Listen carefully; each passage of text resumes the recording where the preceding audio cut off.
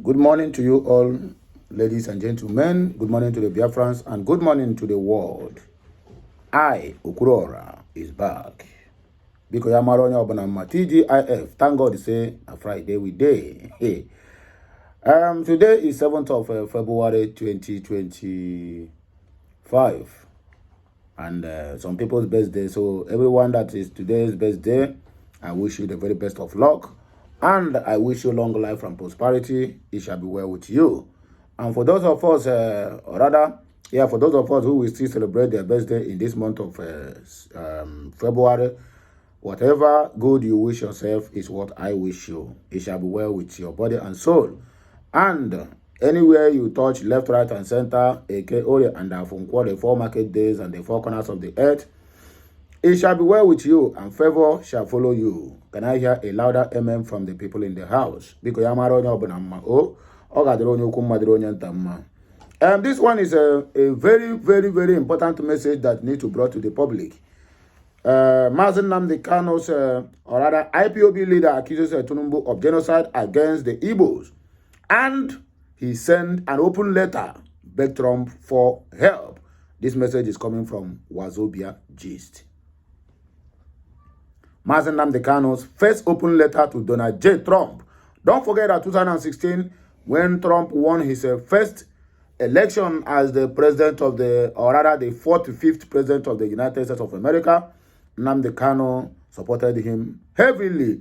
But it seems like Donald Trump disappointed us. Yeah, he disappointed us. Why do I say so? Could you believe that people who celebrated the victory of Donald Trump are still languishing in prison or in different quarters? I mean the Igbos, the Biafrans, who celebrated common just his victory. The president, or rather the administration of the dead Muhammad Buhari, kept them in detention till death.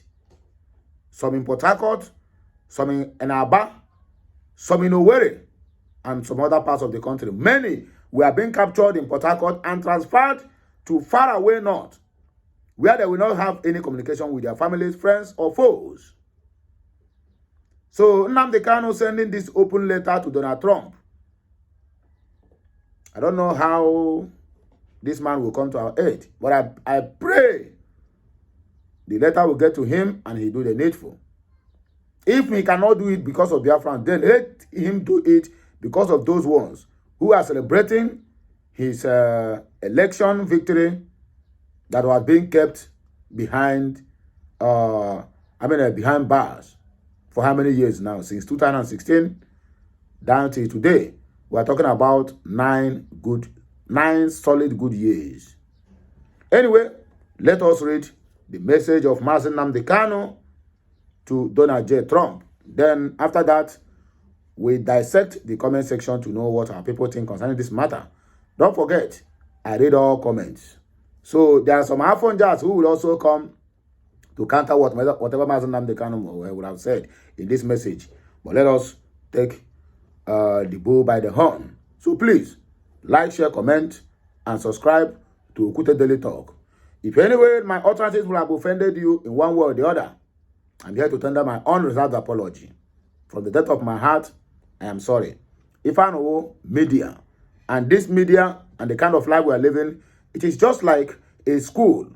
The day we graduate from this school, that means we have gone 6 feet. We are all learners. I am not in the league of those people who keep on claiming that they are wise, even when wisdom is far from them. My brother, I can I can asaro. You get the point now. Mr. President, Donald J. Trump, there is a case of human rights violations in Nigeria, says by NNAMDI KANU, the leader of the indigenous people of Biafra. There is a systematic and official bad government-sponsored annihilation and a gradual extermination going on against the people of the eastern Nigeria, rather the people of Biafra. Let me put it right here. Nigeria, Biafra people.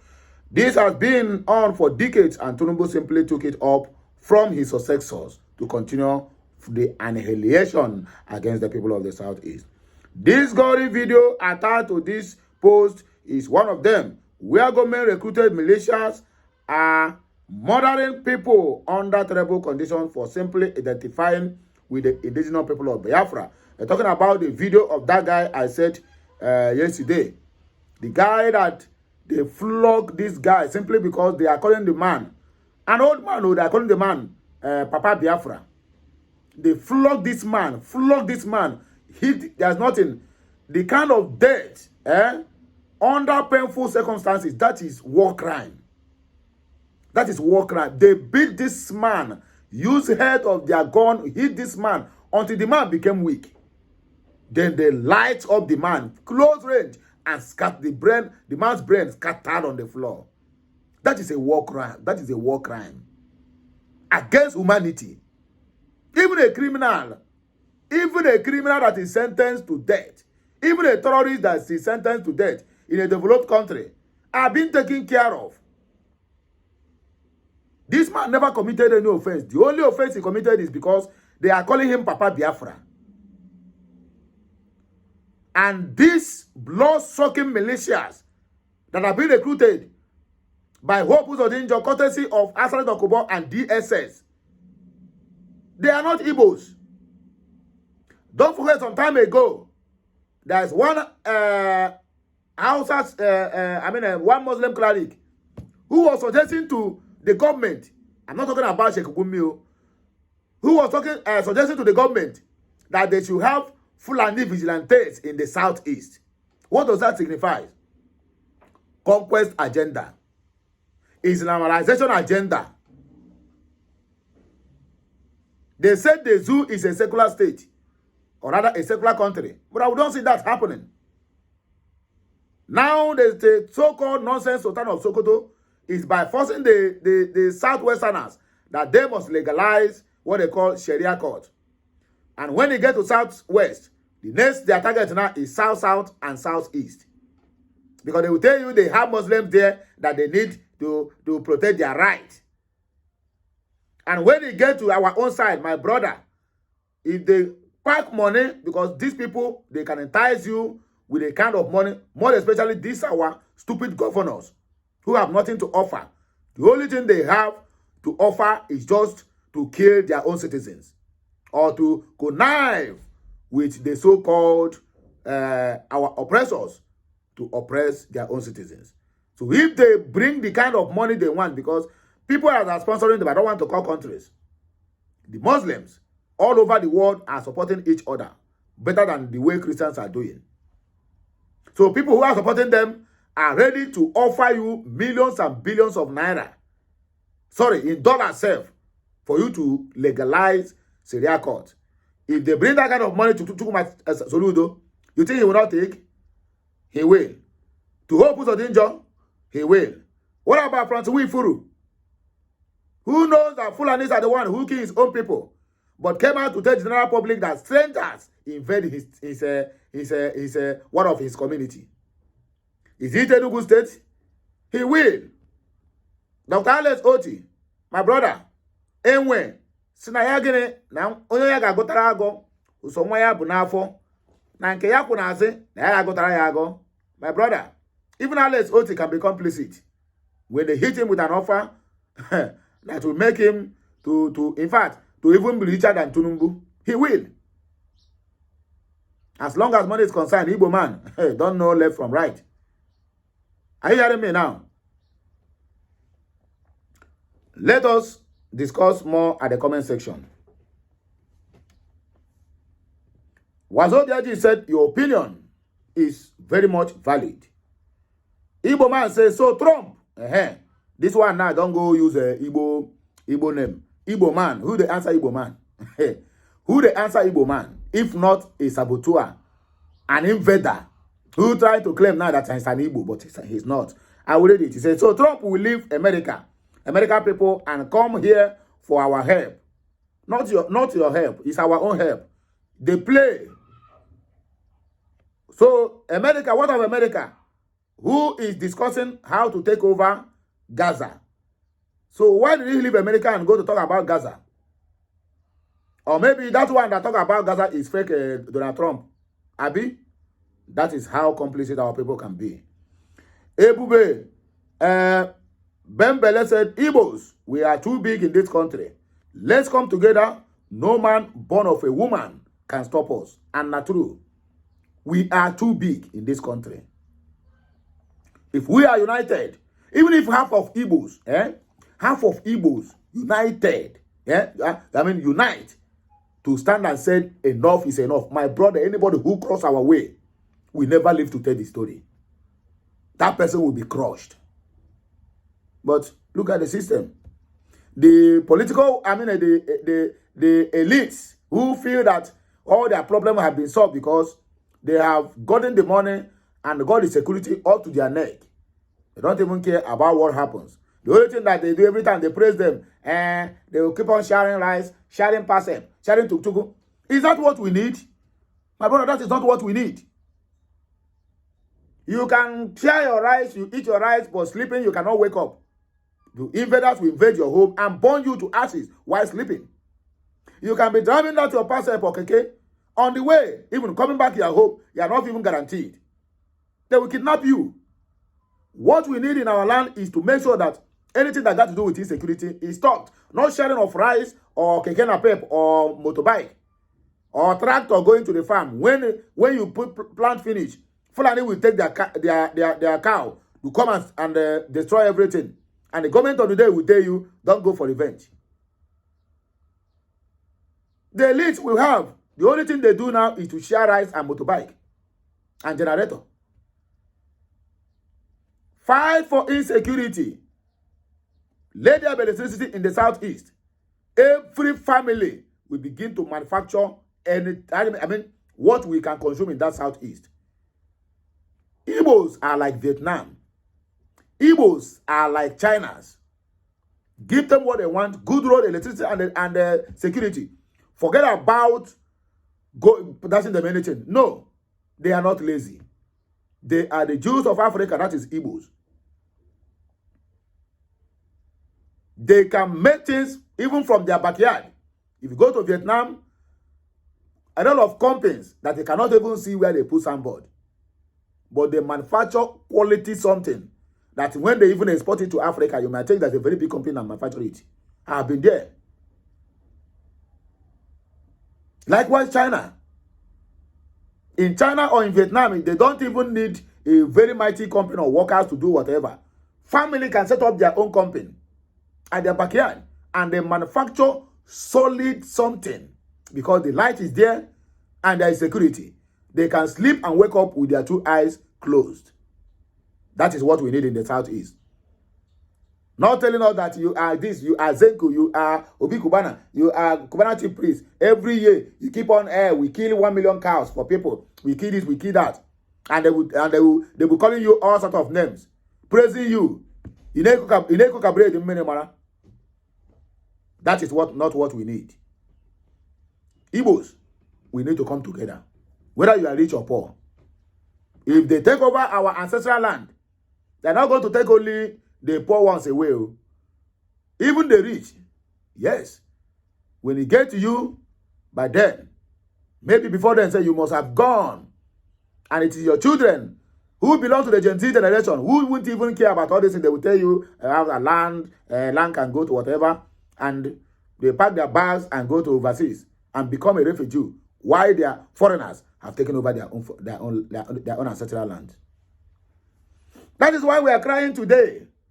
We are not crying because of what is going to happen today. The agenda of Fulanis in Nigeria have started some many decades ago. The conquest agenda have been in vogue for many decades ago. People who started it today, they are born safe. In fact, where they are being buried, you can't even locate where they are being buried. Even if you dig it, you cannot see any single bone. They have long gone and forgotten. But they keep on passing it from one generation to the other, from one person to the other. The question there now is, what are we the Igbos passing to our own children? How many of the Igbos now can be able to come out now and boldly say that I'm teaching my children history on what happened, how we get here, and where we are going? In case, when they look for you, they did not see you, so that they will continue from where you stopped. No, everybody now is sending them to the best school and forgetting the history where you came from and how you originated, what happens before you were born, and what happened, how your parents fought to make sure that they secure that land for you. No, nobody is saying that again. So, but these people are busy passing it and putting it in writing. They are passing it vocally and also putting it in writing in that Arabic. And we are busy shouting Obuefi. We are busy throwing money in bundles. And they are busy looking at us and laughing at us and say, look at these Mumu people. We are coming for your land. Igbos, let us wake up. Otherwise, it will be too late for us. There's one long epistle here. But I'm going to read it. It's part of the message. This one is a very, very vital message. It said, Juliet Mba said, their idol is to take the Igbo land. Your plead and beg cannot stop them from doing what they want to do. This is the second revolution and conquest, the return of colonialism under Trump himself, the Jesus Christ, the Jesus, chief priest Nebuchadnezzar. 2. We are just talking. We cannot change anything, neither do we have power to react nor revenge. I am not discouraging you. You may try, see how Tinubu detached himself by planning to invade Niger and Nigeria flying Russian flag, which will stop Russia from coming even if you call for help. This was planned by political advisors to complete their 1,900 plans. They will not tell you that they had this plan for Africa and the new world is done. This is the order passed by Bush, the signal. Why is Nigeria killing the Igbos? Who is behind it and why? It is revenge for Israel fighting what he calls Hamas. Igbo have been suffering this since the 1800 centuries from Muslims. The fighters know what Igbo do not know. These wars were launched by the Catholic, Apostolic, and Islamic. That is the war. Who will stand as God? Today, America is leading, struggling to suppress Islam. No white person is ready to help African people. They don't want competition. Africa is supposed to unite, take control of everything Europeans take from them to produce ammunition. Everything of Africa should belong to the African people. If I were Africa, this will not be the time to manufacture cars.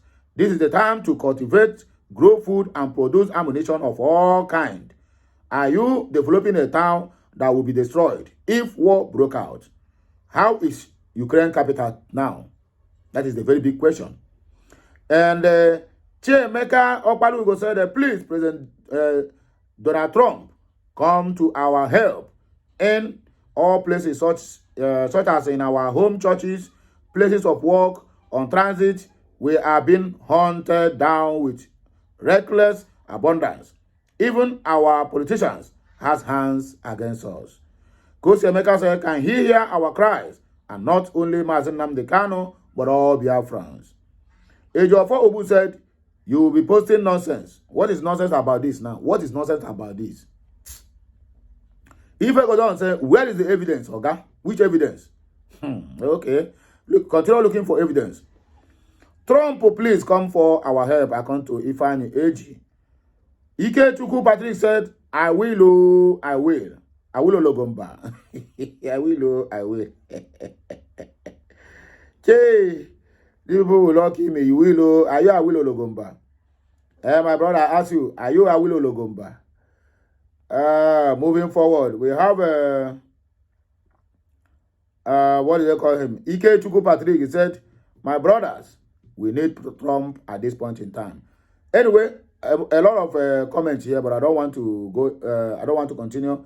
Let's just end it here. But one thing is for sure, our cry must surely get to whoever that cares to listen. Yes, because the Biafrans is everywhere. Biafra is all over internet. Biafrans is all over Facebook, all over Twitter, all over Instagram and Telegram, crying and posting the mutilation. People who will come for our aid will come, no matter how long it takes. But Biafra must be free from these contraptions that is called Nigeria. Have a nice day, my people. Make sure that this message or this video goes viral. Keep on commenting, keep on liking, and keep on sharing. Keep on subscribing to this channel, because more of these videos will always be at your doorstep every time, at any point in time. So have a nice day, and may the good Lord continue to bless us all. KANU.